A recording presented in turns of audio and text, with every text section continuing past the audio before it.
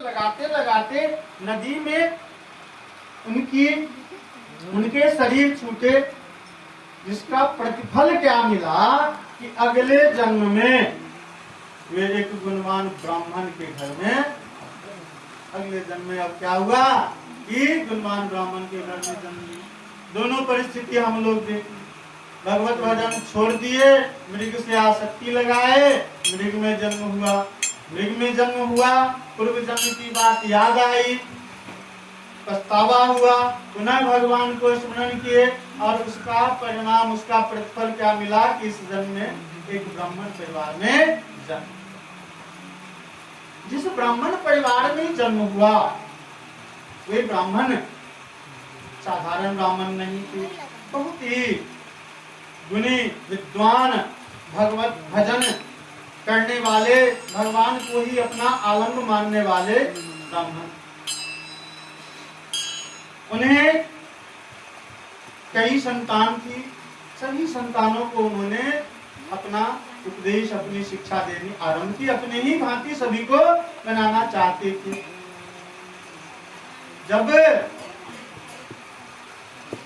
इनके शिक्षा की बात आई, बाल्यावस्था से ही इनमें एक विशिष्ट गुण देखा गया, क्योंकि इस जन्म में भी तो बात याद है, तो अब मनुष्य का रूप मिला है। तो मनुष्य का रूप मिला है, पिछले इससे पूर्व से पूर्व के जन्म में आसक्ति के कारण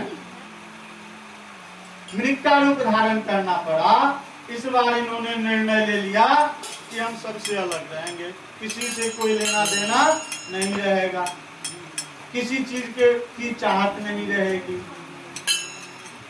तो सबसे भिन्न रहने लगे।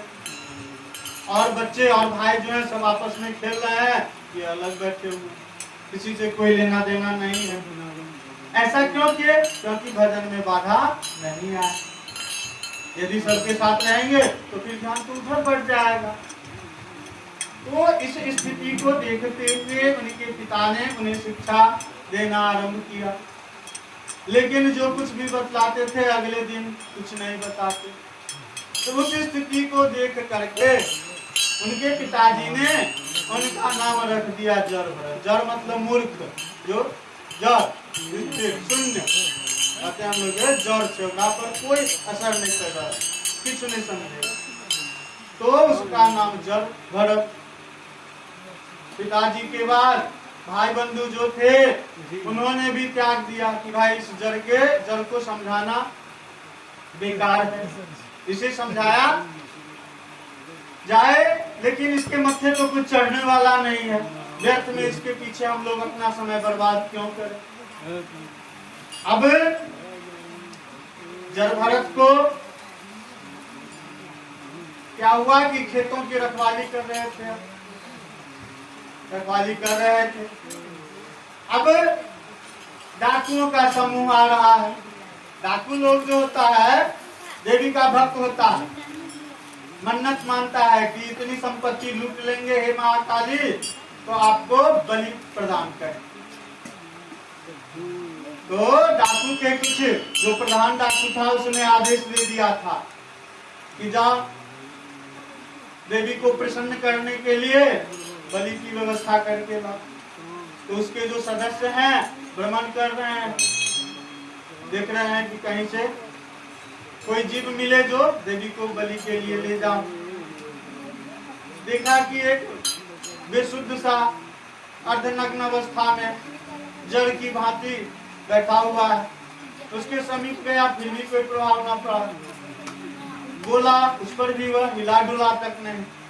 तो उन लोगों ने आपस में बात किया कि अरे भाई इससे बढ़िया बलि तो मिलने ही वाला नहीं, किसी जानवर को भी ले जाएंगे तो वो छटपटाएगा, लेकिन यह तो मनुष्य होते हुए भी कोई हिलडोल नहीं कर रहा, जड़ है, शून्य है, चलो इसको उठा के ले चलो। उठाया फिर भी कोई फर्क नहीं, तो भगवान के भजन में लीन है, तो अपने तन की भी सुधि नहीं।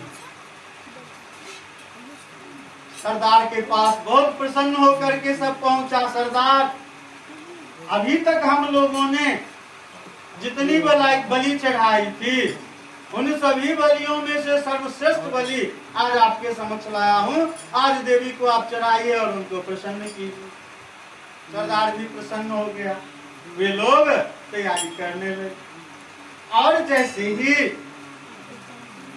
जड़ भरत को देवी के समक्ष रखा, वो तो इन सभी बातों से, सभी विषय वस्तुओं से उन्हें कोई ज्ञान थी नहीं। वे तो पूर्णतः ईश्वर के प्रति, भगवान के नाम की जप लगा रहे थे। वे सिर झुका करके भगवान का स्मरण किया। जैसे ही डाकू के सरदार ने, बलि देने वाले ने अपनी तलवार उठाई, वहां पर भद्रकाली प्रकट हो। बोलिए कालिका महारानी की जय।